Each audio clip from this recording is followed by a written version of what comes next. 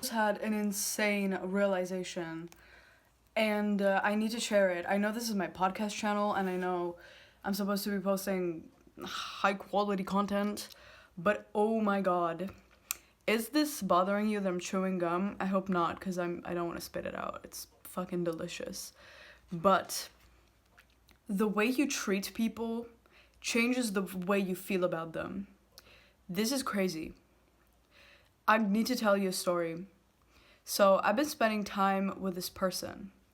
It's been so great. It's literally, we've had such a great connection because I've had the courage to have difficult conversations with them, and they took it very well.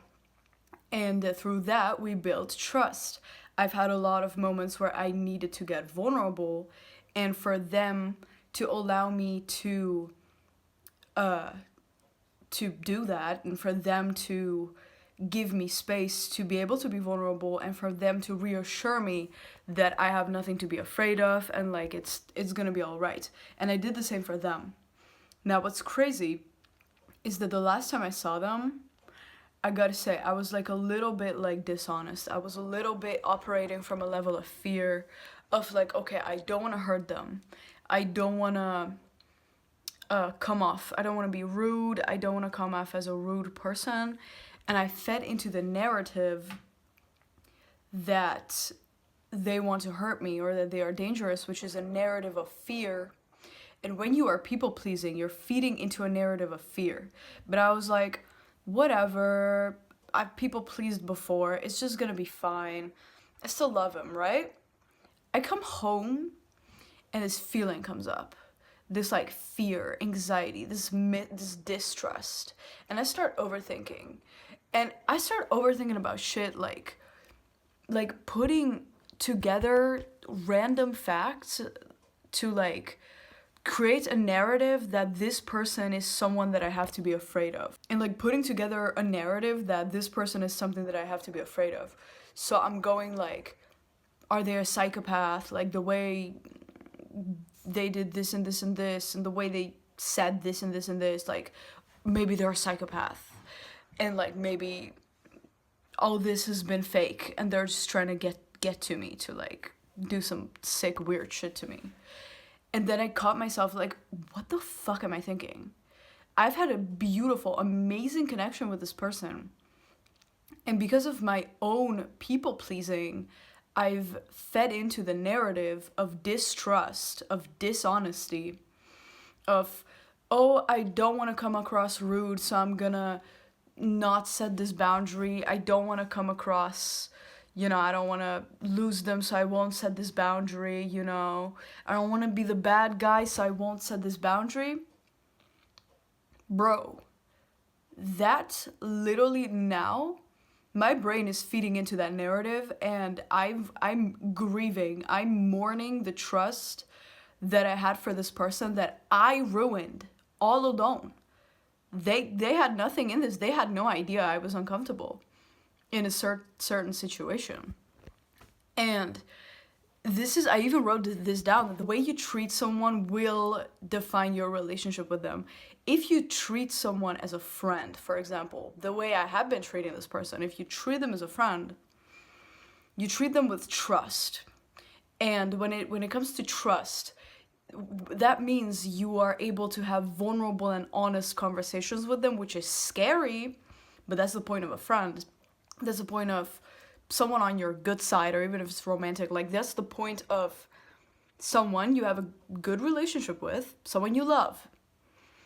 So that creates trust, which allows for love. It allows for a good relationship with this person. It allows for peace. You feel calm when you're around them. You feel calm when you think about them. You trust them. But when you people please, that's when you treat them with distrust. That's when you treat them with dishonesty. You treat them with fear. And that creates, like, people pleasing creates distrust. Because people pleasing is a form of lying. It's a form of inauthenticity. Even if it's just withholding the truth, if you technically didn't lie, it's still a form of inauthenticity. It's a form of manipulation because it is driven by fear. That's what makes it manipulation. You can withhold private information, that's totally fine. You can not tell people something, but when it has a motivation of genuine fear, that is a that is people pleasing. You can say that people pleasing is a trauma response and like find the reason for it, but at the end of the day, you're not being honest, which feeds into the narrative in your mind that you cannot trust this person. Now, why do you have it? It might not have to do anything with the person. It might have to do with your past experience, your trauma, all the psychology stuff, but like you still don't trust them. You still operate on a level of fear, and not just operate as in your mind, you take actions out of fear because you change the way you behave to manipulate someone's image of you. That is people pleasing. And that creates this distrust, which creates fear, and it creates resentment and hate. And the reason distrust creates that is because your brain will start to try to justify your actions towards this person. Like if you've acted out of fear, your brain now, because you didn't tell the other person the worry that you had, they didn't get a chance to reassure you. They didn't get a chance to actually tell you what they think and how they feel. Now you're making up narratives about what they would say. Or like, oh, the reason I didn't tell them is because they would have lashed out. The reason I was fake is because they would have hurt me otherwise. And this is where the resentment and hate comes from, is that your brain will try to justify this. And you will create an image, like I was, of literally putting together the dumbest piece of information and overthinking like whether this person is a psychopath or not. Guys, you don't understand, like you're delusional. I'm saying this to my past self, me like half an hour ago. Oh my God. And like, you're over here thinking someone's a psychopath. Someone that's been there for you, someone that's been so awesome with you, is delusional, is point blank period delusional. But the reason you're deluding yourself is because you have this distrust, you have this fear. As a trauma response, you have a very big trust issue. You know, you have issues with trust. And because of that, you need this image. You need to hate someone to confirm your beliefs that this world is dangerous, that you cannot trust people, that you don't deserve to be loved, and everybody's against you and everybody wants to hate you. And the reason you create resentment is because you need to justify this belief, but the reason you need to justify it is so you can keep feeding into it, because you feed into the belief, you deny yourself the opportunity to prove it wrong. Like me, I was people pleasing with this person, and I denied myself the opportunity for them to show me that if I set a boundary, they'll be totally okay with it, even though they've done it in the past like a fuck ton of times. But you know, when you're someone with trust issues like me, then shit still comes up. Even if trust has been built, the trust issues can still come up, like they did with me. And it was like, because I people pleased, I took away this person's opportunity to treat me with love and to meet my boundaries with respect and love. And because of that, I confirmed the narrative in my brain that this is good, that people pleasing and fear is good, because it's a fear of the unknown at the end of the day. It's a fear of how they would react if I set boundaries, how they would react if I was honest. But you're completely avoiding that situation altogether. So life and the world and God and the universe and just every single person in your fucking life, they don't even get a chance to help you heal. They don't get a chance to prove your delusional trauma responses wrong. I'm not saying it's entirely delusional, like for some reason you adopted this belief and some point in your life it was the way to go, but if you let this ruin your relationships, you're going to feel lonely forever. Because sometimes what looks like distance, what a lot of narcissists would describe as distance, speaking for people who had some narcissistic adults in their life as a child, sometimes what seems as distance is actually more closeness and trust. If I set a boundary, a narcissist will usually say like, oh, you're pulling away from me, or oh, you're like being distant. Like if your boundary is like, maybe you just want to go into your room and you don't want to talk to them right now because you're bored or your social battery's dead, the narcissist will be like, they will take it as you pulling away from them, because a lot of narcissists, they have an anxious attachment style, and they will unhealthily obsess over you and try to control you and try to like tie you to them. So they're gonna be like, no, like, why are you leaving? Do you not love me? And they make it about love. They make it about like, do you not love me? Why are you setting this boundary? That must mean you don't love me. Because they're so insecure, they have the other type of trust issue where they're looking for, like, they're delusionally convincing themselves that everyone hates them.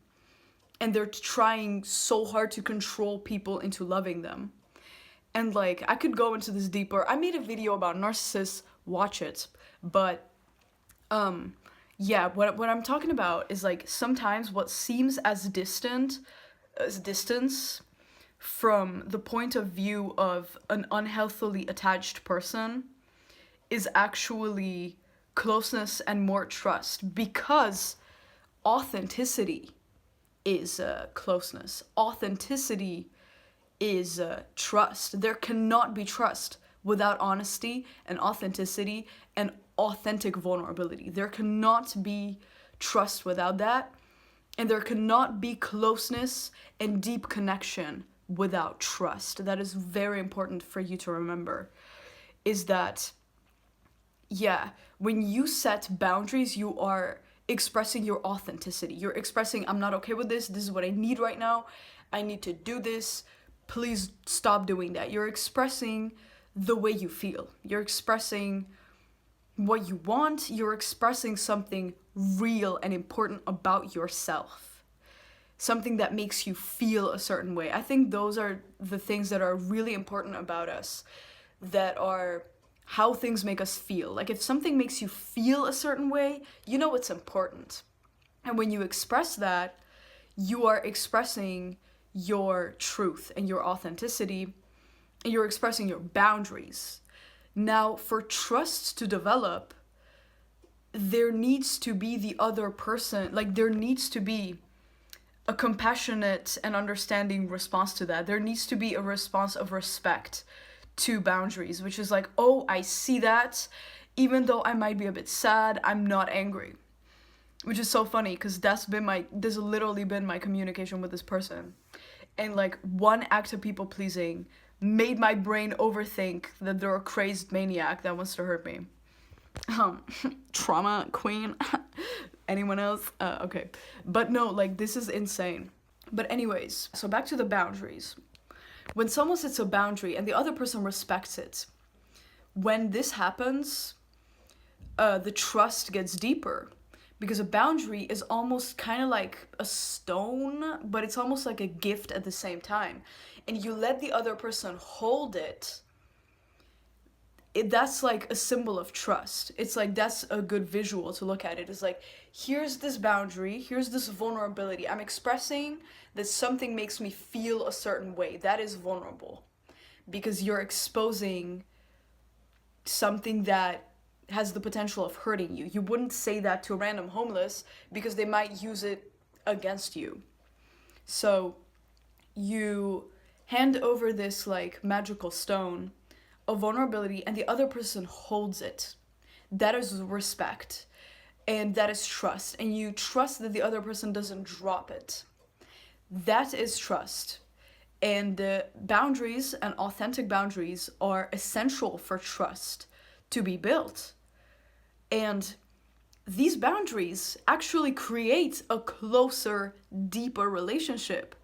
It might not be what the other person's desires or ideas are about what they want with you, or like what they want. Like, see, like for example, if I want to hang out with my friend and they don't want to hang out, of course I'm gonna feel a bit disappointed, even if I respect them. So even if it doesn't match my exact idea of what I want because I want to hang out with them and they don't, our relationship still gets deeper because I respect their choice. I respect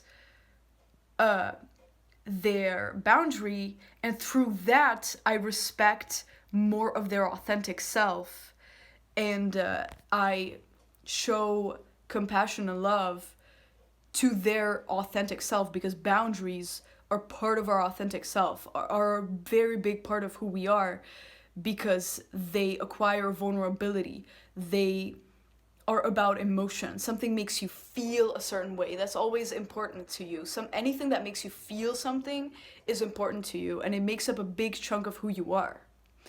So for that to exist, there needs to be boundaries.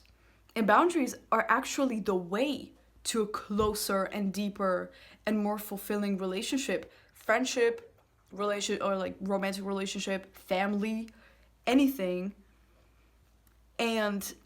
But see, it can only happen if you actually get over your trust issues and your terrible fear that people want to hurt you.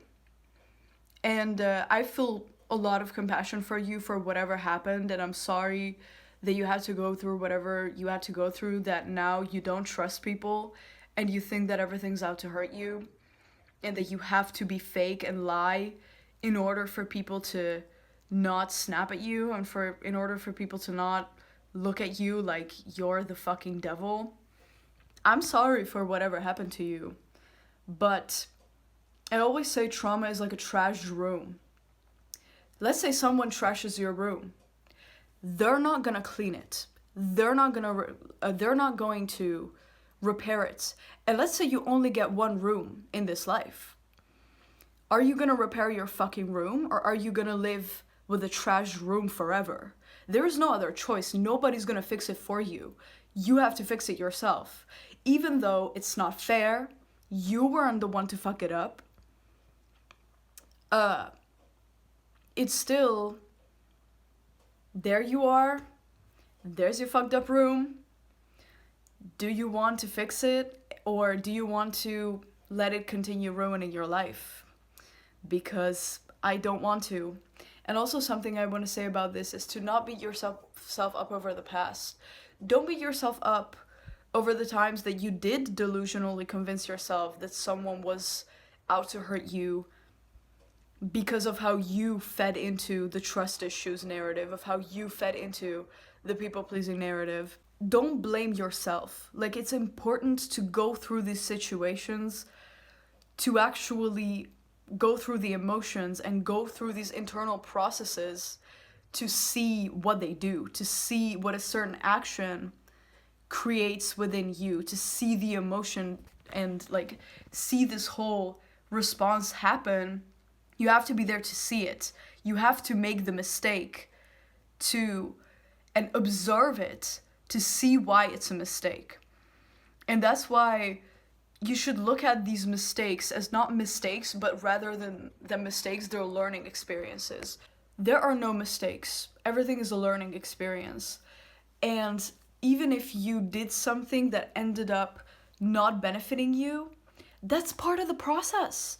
Because how could you heal? How could you know what benefits you? How could you know how to function healthily if you never go through the process? So my video was cut off, but what I was talking about is that nothing is a mistake. And for you to not only learn, but actually integrate a certain lesson and a certain realization, you need to actually go through it. So, for example, with me right now, I people pleased, and I observed how it made me feel after. I observed the mental spiral of convincing myself that this person is a bad person, of the trust issues coming up. I needed to go through this negative experience for me to develop that like natural emotional repulsion to the act of further people pleasing, because it's like, you know, when something is bad for you, it's like, you know it's bad for you, but because you don't go through the negative effects of it, there is no negative emotional memory being stored in your brain connected to the act of doing something. If you never have a bad trip, you never gonna stop tripping. You know what I mean? So like, I'm not trying to say anything, you know, with that. Do whatever you want. But like, you need to go through the after effects of every action you take for you to understand why that action either works or doesn't work for you. You can read it from the internet, you can just follow your parents' advice and not do certain things, but you're never going to fully integrate the knowledge of what you want and what you don't want if you actually don't try it out. So that's why I say everything is a learning experience, and it's okay to not know, and it's okay that you didn't know in the past, and now you do know, and there's still going to be things in the future that you don't know. You're going to see, you're going to observe how it makes you feel, how it makes your brain go nuts, and you're gonna be like, oh shit, I don't want to do this anymore. I don't want to do this in the future. If I wouldn't have messed up the way that I did, I wouldn't be able to say this right now. I wouldn't be having this realization. So, yeah, I went through both the positive and the negative experience. I've experienced opening up to someone and being vulnerable and them taking it well. I've also experienced them not taking it that well, or like other people not taking it that well. You know, I just went through the experience of that. And then I also went through the experience of not being honest and not setting a boundary and people pleasing and the after effects of that. And see, I sat in this, I observed my brain, I journaled, and I came to this realization. And really, like, this is what life about. Like, seriously, don't sell yourself short by thinking you made a mistake. You just didn't know, babe. You didn't know. It's okay to do something and be like, wow, I hope I never do this again. Like, this is totally fine. So don't beat yourself up over the past. This is part of the process. And I'm super proud of you for choosing to be a part of that process. And also for watching my video. But seriously, I'm super proud of you for choosing to repair the trashed room. Unironically, I need to fucking tidy my room, like literally right now. I'm gonna go tidy my room. Subscribe or don't, I don't care. Just kidding, I kind of do care, but anyways, as a final message, take the action of vulnerability. Take the action of authentic vulnerability, all right? Sharing private information is not vulnerability. Vulnerability is being like, I don't feel okay with sharing this information. Vulnerability is like, I'm not going to share this, even though there's a possibility of that being rejected. That's what makes it vulnerable, is that there's a fear of rejection. Without that, it's not vulnerability. You can be honest, but not vulnerable, but you cannot be truly vulnerable, but not honest. Because vulnerability is vulnerable because you risk an honest, real part of you getting rejected. And that's why it hurts. In vulnerability, there is a potential of you getting hurt. Is there a potential of you truly losing something? I think not, because you still did the best you could. And if they choose to hurt you, honestly, they're the loser in this situation. Like, they're the one going to bed knowing they could have had a real connection, knowing they could have been nice to someone, they could have made someone's day, they could have helped someone heal. They're the one getting karma. I don't know how real karma is, but like, if you believe in that, I guess it just gives you one more of a reason to be vulnerable, because you have nothing to lose if you're honest. I believe that, like, honesty, genuine honesty, not like spilling your secrets to keep the conversation going, that is people pleasing. The real vulnerability is saying that I'm not comfortable with sharing that, because then you're risking an authentic part of you getting rejected. Just like I told you with the stones, is like a boundary is also this vulnerable opportunity for someone to show up for you. And if they don't do it, yeah, you still might get a little bit hurt, but still, I think if you keep being honest, you have nothing to lose. If you keep being brave, you have nothing to lose. And bravely expressing who you really are and your truth, you really have nothing to lose. So yeah, I'm happy that you watched this video. You got this, babe. You're a lion.